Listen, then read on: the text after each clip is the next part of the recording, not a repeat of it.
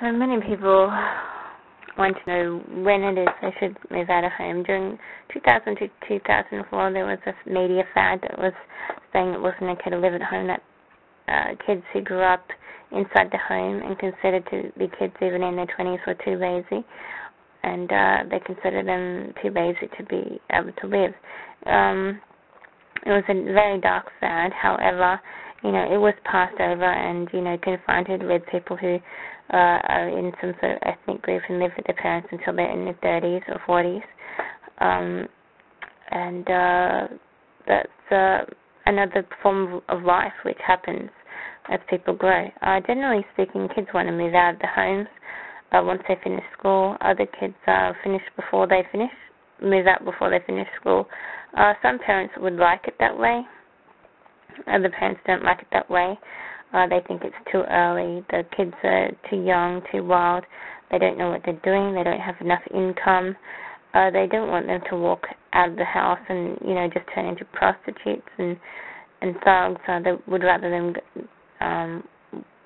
find a job and then move out into another home, and for them to continue their life independently from there.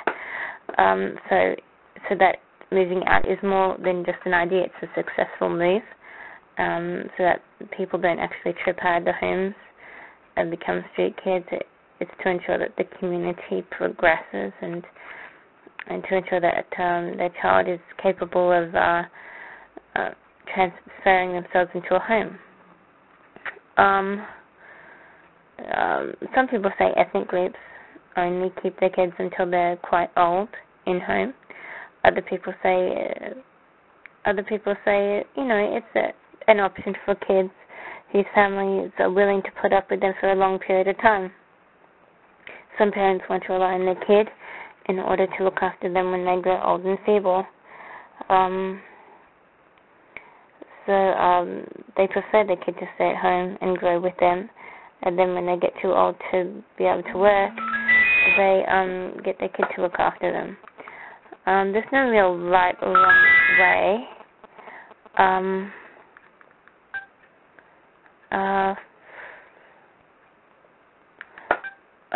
There's no real right or wrong way to live.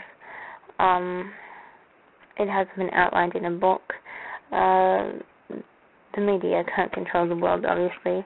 Obviously, there are many people living many different lives, and some people are very homeward bound. Other people want to break out from home as soon as possible in order to live independent lives. There is no right or wrong way. There was a study in around 2004 to 2005 that declared that a lot more people were living at home in their 30s or 40s, and that it was a growing number. It was not outlined whether there was anything to blame for this, whether it was because there weren't enough housing options available, or whether it was because of some sort of failing. Maybe kids weren't getting jobs and so they were relying on their parents for longer than expected. Whatever the case, it was a study that had been done. So far, I don't think there's any follow-up study. I think that was a single independent study that was interesting. So some kids just stay with their families until they inherit land or property, and then they either move on to their inherited homes or they sell it and earn a small amount of profit. Whatever the case, everyone does what they want. Obviously, those families who sort of stick together and sort of form a family mold will probably be able to put up with their families for in whatever age group. But other families, just want their kids to grow independent. They consider not growing independent a failure, and shows that there is some sort of failing in the child's life, and they consider it a very negative thing. But so far there's no rule book as to say how a person should or should not live. Some people would rather their kids stay at home. Other people would rather them go out of home it's really simple and clear. Some kids need to stay in home. They need to be reliant on their parents. Other kids might just option to stay at home no matter how much they earn. They just don't want to live alone. And other kids still can't wait to live on their own and do what they want, and they can't wait to have the girlfriends and, one day get married. They can't wait to complete that step. But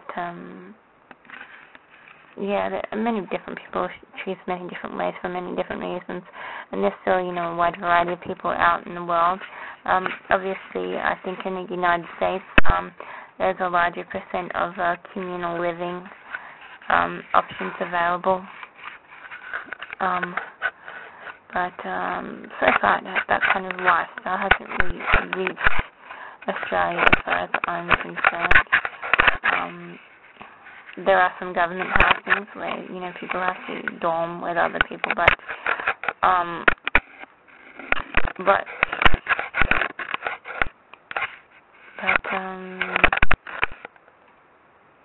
other than that, no one's really living in shared